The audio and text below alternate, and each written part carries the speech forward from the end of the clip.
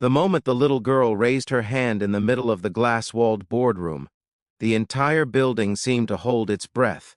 30 executives in tailored suits had just failed to solve the same equation that now glowed on the massive screen. And the child, small, silent, barefoot under the conference table, whispered something that would change all of their lives. Before this story unfolds, if you believe in kindness, second chances, and hidden miracles, take 1 second right now to like this video, leave a comment, share it with someone you love, and subscribe to the channel. Your support keeps these stories alive.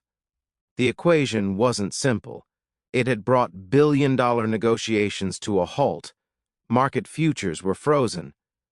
A major company's survival was hanging on one solution, and no one could crack it. That's when the girl pointed at the man mopping the floor and said quietly, "He taught me that." No one knew yet that her words were about to expose a secret buried for 2 decades. Eleanor Whitmore had built her empire from a single rented desk and an unpaid intern. By 45, she ran one of the largest data technology corporations in the country.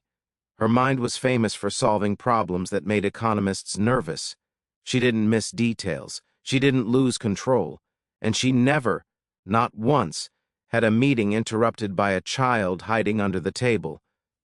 The girl had wandered in unnoticed with the janitorial staff that morning. Her father, Thomas Reyes, had asked the receptionist if she could wait quietly while he finished his shift. No one had objected. No one had expected her to end the meeting of the year. Thomas had been cleaning that building for 11 years. 11 years of night shifts, back pain, swollen hands, and silent hallways. He had learned every pattern in the marble floors, every crack in the ceiling, every unspoken rule of the executive world. He had never complained. He had never been late, and he had never told anyone what he once was. Eleanor's presentation had reached the final slide, a mathematical model so complex it controlled the future of the company's biggest investment. Her best analysts had worked for 6 months. The boardroom was tense. Coffee had gone cold. Phones buzzed with anxious investors waiting for answers. The formula was wrong. They all knew it, but they couldn't see why. Eleanor rubbed her temples, her voice steady but strained. Time was collapsing. Their stock was already sliding. Outside the windows, rain streaked down the glass like the city itself was crying. That's when the small voice floated up from the carpet. Your third variable should move to the other side before you simplify. Every head turned. The girl slowly crawled out from beneath the table. Her dark curls were tied with a ribbon too big for her small head. Her sneakers were worn. Her eyes were calm, curious, unafraid. Silence wrapped around the room. Eleanor blinked. Then she leaned forward. The equation was massive. There was no way the child could understand it.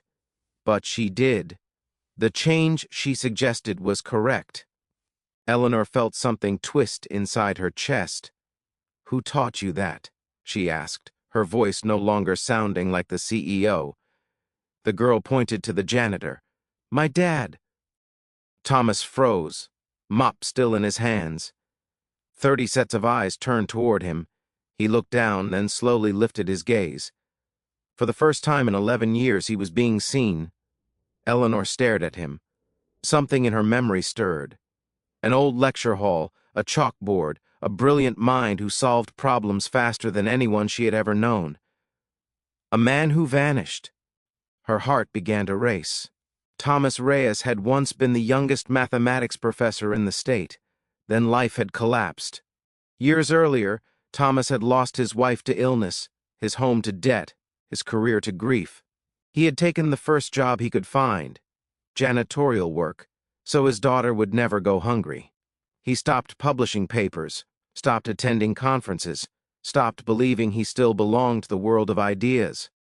But he never stopped teaching his child. Every night by candlelight on scrap paper salvaged from the trash, he taught her numbers, patterns, stars, and dreams. That knowledge now stood in the middle of a boardroom. Eleanor's meeting ended without another word. Investors waited. Executives whispered. But she walked straight toward Thomas.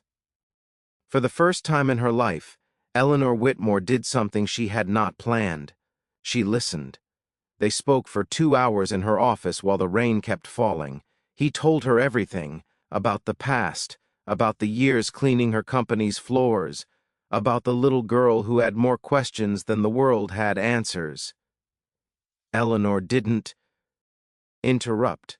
When he finished, she offered him a seat on the research team.